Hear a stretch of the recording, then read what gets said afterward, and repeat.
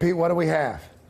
So, Craig, we had said a moment ago that a person was detained in custody for questioning. We can rank that up considerably. What we're told now is that a person has been arrested in connection with this string of package bombs and will face charges in connection with the bombing. I'm not sure exactly what the charges will be. I don't know if the conclusion is that this is the only person involved, but I'm told now that a person has been arrested and will be charged in connection with the bombing.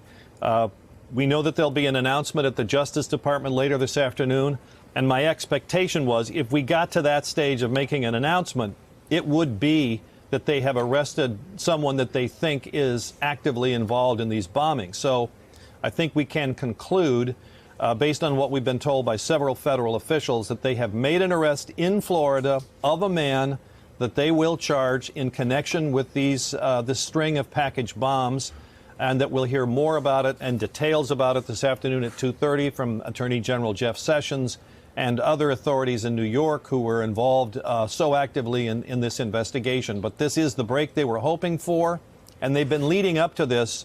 We've known a lot of details that we haven't reported because we didn't want to jeopardize the investigation about a number of people in Florida that they were focused on, talking to, watching very carefully. But let's just step back here for a second because we're going to become involved in reporting all these details when they come out. But this is a good time to pause and just think about how rapidly this investigation has moved. Sure. Now, granted, you had a huge advantage in this bombing investigation in that virtually all of the devices that you're seeing in this graphic, with the exception of the one to George Soros, which police disrupted because they didn't know what they were dealing with at that point. They have all those devices. They have that huge trove of evidence from those devices, and they also have the fact that these were repeatedly sent, apparently from Florida, they went through the same mail distribution center, it would appear. And so that's all great investigative detail. But still, to have an arrest this quickly is really quite stunning. And it's just an enormous success for law enforcement, although obviously we have to do all the usual caveats that we don't know what these charges are going to be.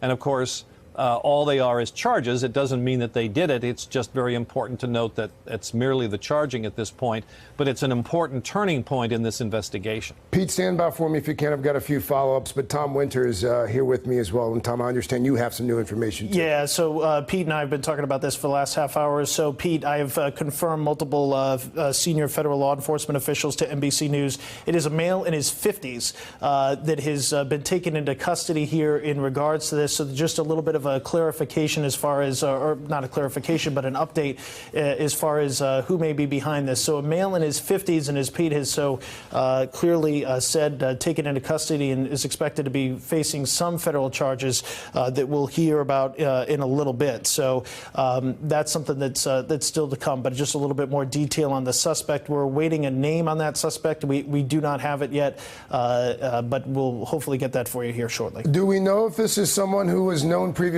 to law enforcement? I'm not quite ready to discuss that. There's a little bit of confusion about that point. This may be a person, though, that did spend time in the New York State or New York City area previously. Okay.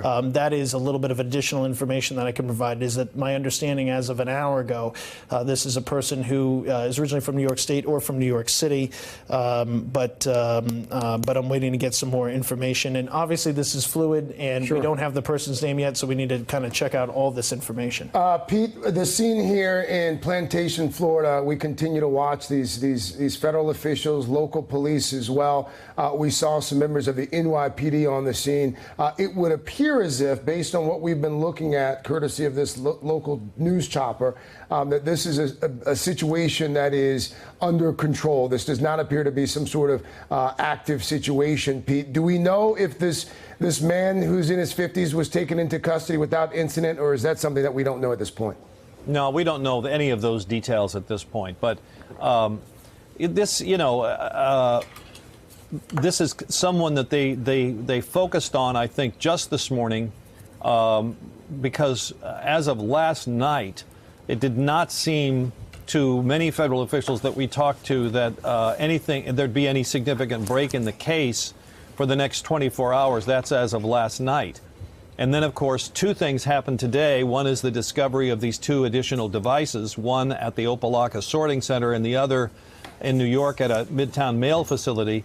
But they just got much more interested very quickly in this person in Florida, and we started to get indications that things were moving in that direction several hours ago, and now, obviously, they've moved. Hey there, I'm Chris Hayes from MSNBC. Thanks for watching MSNBC on YouTube. If you want to keep up to date with the videos we're putting out, you can click subscribe just below me, or click over on this list to see lots of other great videos.